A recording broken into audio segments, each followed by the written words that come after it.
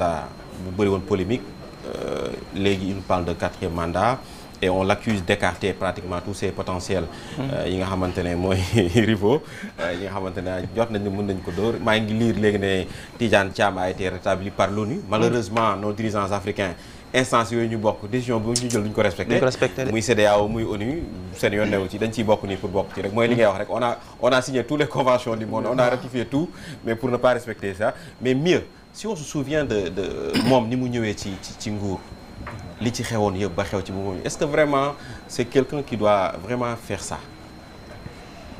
C'est pour moi il n'y a aucune surprise. Ouais, c'est sans surprise, je l'ai dit, hein, ouais. Man waxuma 4e mandat li 5e sax sañ nekk. Nee na son âge et sa santé lui permet. bu koy âge am permettre mu def mandat bii. boo war a sumb beneen. daf koy def. À 83 ans quand même. 83 ans bu defaatee muy 88. mën na sax defaat beneen jëm 93 ans. parce que c'est un pays boo xam ni Seydou dafa doy waar. avant ngay dugg ci politique bi. il y a la question ethnique. waaw surtout ça. surtout bawule bi Côte d'Ivoire moom.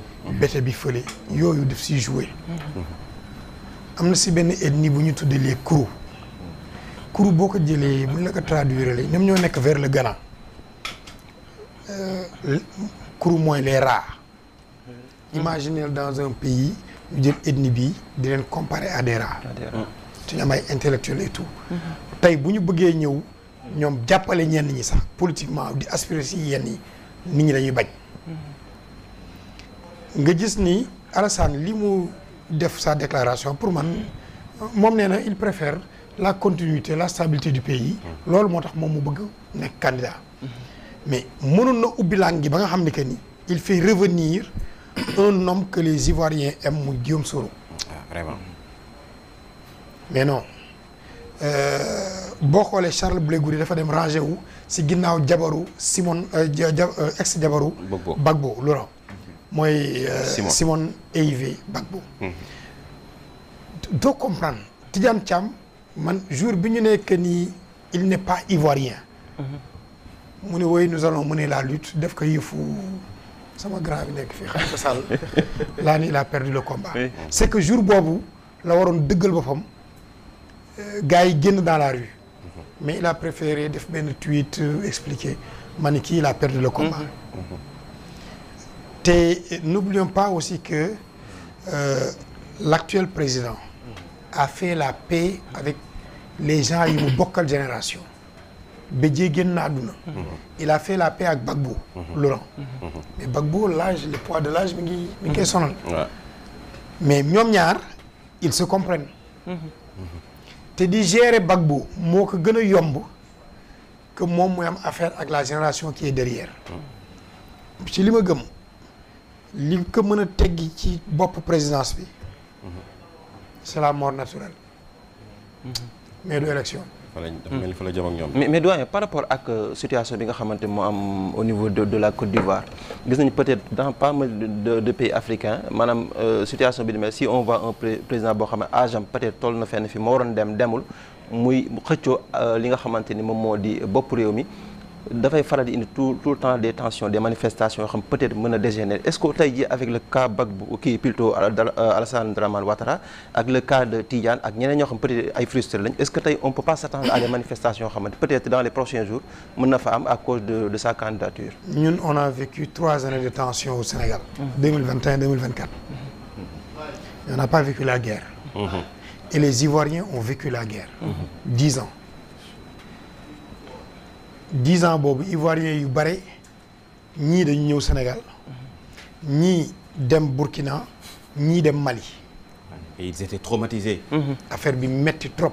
at moomu xaw ma ban examen laa doon def am na Ivoiriens yu ñëwoon après dañoo bokkoon classe. mais waa ji bu ñu naan révise xam nga daan nelaw. bu ñuy révise guddi day nelaw. léegi dañuy jékki-jékki ne tët non. ça a été une situation ndeysaan mais yi fi xale ndeysaan dañu ko daan tiital. man maa ngi rappelé wu. jour bi ñu def coup d'état ATT au Mali. j'étais avec un collègue ivoirien qui vit aux États-Unis maintenant Ali Ouattara. mais bi ñu ñëwee ba cinéma Babemba mu seen militaires yi di ñëw. benn Nissan bu ndaw la doon dawal dafa bifurqué wàcc jël caabi yi jox ma ni ma si on te tue c'est ton problème je ne veux plus de la voiture je veux vivre. ma ne ko mais mënuma dawal oto bi mu ne boo ko dawalee dañ la rey. il a pris ses jambes à son cou mu daw dem. ñibbi. mais tànk yi la gënoon wóor. te boobu jabaram lañ doon jëli. mu ni ma ne ko mais ta femme mu ne ma débrouille-toi avec elle. ma mujj dem jël jabar ji yóbbu ko sama kër. pendant 3 jours il sortait pas parce que mi ngi woon ci traumatisme li mu vivre à Abidjan. te nag Ivoiriens yi dañu am benn chance. avec Alassane il faut comme ñu nag reconnaître Alassane. c'est que après 10 ans de guerre boo delloo Abidjan da ngay am impression que ni ils n'ont jamais connu la guerre. parce que ñun infrastructure yi ñuy defar yëpp moom il s'est battu pour jiituñu si parce que ñoom ñoo ñu rawoon en fait. en termes d'infrastructure. donc bi mu ñëwee la communauté internationale dañ ko jàppale. defar na affaire bi baax na mais foofu yow war nga mën nag sant yàlla dem. mais Alassane est otage d'un clan. il est otage d'un clan qui ne veut pas que moom mu dem. parce qu'il n'a préparé personne. xam nga mooy li fi Birame Souleye Diop waxoon rek. mais ni mu ko waxee woon la. waaw tous les numéros 2 yi mu amoon yi nga xam ni ils étaient de potentiels candidats. écarté na leen. ñu écarté leen ñii dee bon finalement amoo un numéro 2. li daloon Macky Sall fii ci biir parti mais tu es obligé de te représenter. parce que xam na ni tey moom bu retiré woo l'élection devient ouverte ñoom Gbagbo ñoom ñëpp on va les éliminer. et si Gbagbo revient au pouvoir li ñu dal fii moom moo ñu dal. d'accord revanche dafay am.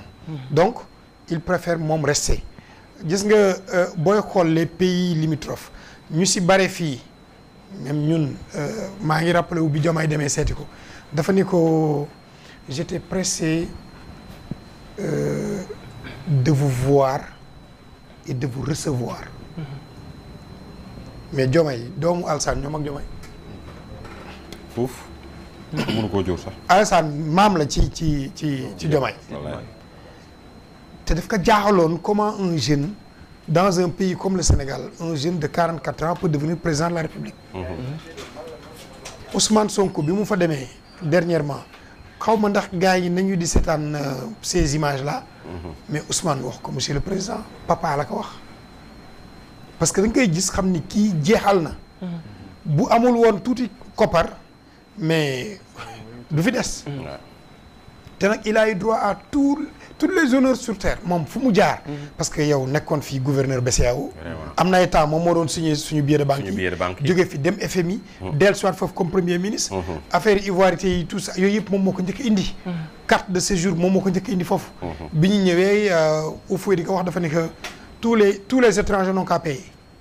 ku fayul ñu génn la mais ça lui a permis de récolter tout de suite plus de 13 milliards de francs. donc il connaît bien le pays. maintenant le meilleur service man bi ma doon wax ci Macky Sall ni que c'est de ne pas vous représenter mais c'est ce service-là qu'il aurait dû rendre à son pays. mais moom il s'entête parce que aujourd'hui am na yu bare yoo xam ne que ni moom doo ko décider booy gis son premier ministre mais rien que son premier ministre peut être le tonton de Sonko. alors les motifs bi nga xam ne moom la évoqué doyen pour se maintenir au pouvoir nee na peut-être côté sécurité wax na ko côté lii di économie wax na ko jàpp ni peut-être loolu pour peut-être nit nekk Côte d'Ivoire yore ko na mu waree ba benn du ci am jafe-jafe faw mu am koo xamante ni dafay am expertise moom jàppale ni peut-être ña nekk Côte d'Ivoire yëpp moom dong moo ko ci mën a moom rek moo ko ci am bokk pour se maintenir au pouvoir est-ce que jàpp nga ni peut-être loolu ay motifs yu valable la pour mu maintenir au pouvoir. Tidiane Thiam a vraiment le profil pour être président de la République de Côte d'Ivoire. Charles Blé Goudé ñoom mooy les anciens étudiants. donc le mouvement estudiantin c'est ça. Guillaume Soro il a tenu ce pays-là. Les gens oublient que Guillaume a cautionné, a validé le ticket de Ouattara. Ouais. Il a soutenu. Les gens l'ont oublié. Guillaume, à un moment donné, il a divisé la Côte d'Ivoire en 2 parties. Tout le nord, Bouaké, Korogo, mu téye côté foofu, côté agriculture, ay San Pedro yëpp, il avait ça en main. Il s'est vraiment battu pour. moo tax Gbagbo, benn moment, il pouvait plus s'en sortir. ñu asphyxier ko. Bon, Guillaume s'est dit, nañ ko jàppale mu ñëw. Mais il va faire un mandat maximum 2 et moi je prends le pouvoir. Mais moom bi mu ñëwee, il a tout de suite combattu Guillaume. Et Guillaume a reçu le maximum de tentatives de coup d'État au monde. moo tax Guillaume ne reste jamais dans un pays pendant un mois. te Alassane xam na ko. maintenant le problème mooy ni y a un clan qui ne veut pas quitter le pouvoir te même si Alassane disait que ni je veux quitter le pouvoir. balaa muy jeexal mandat bi ñoom ñu daaneel ko. moi c'est ce que j'ai vu nee naa kii même est-ce que sax forcé wuñ ko sax pour mu def.